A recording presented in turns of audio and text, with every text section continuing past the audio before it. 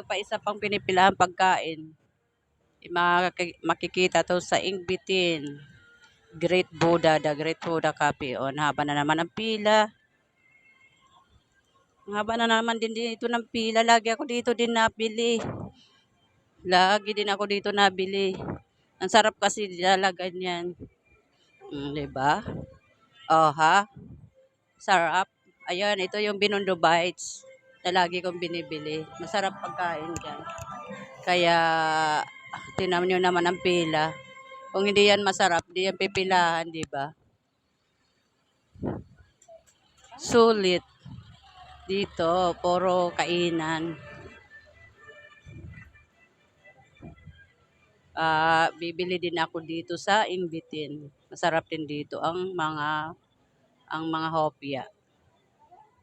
Diyan, o, di ba? Dami ditong pagkain. Pag dito ka pumunta, ang daming pinipilahang kainan.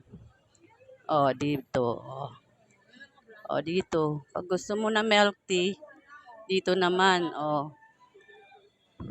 Sarap dito mamasyal sa Binondo. Hindi ka magugutom. Basta may dala kang pera.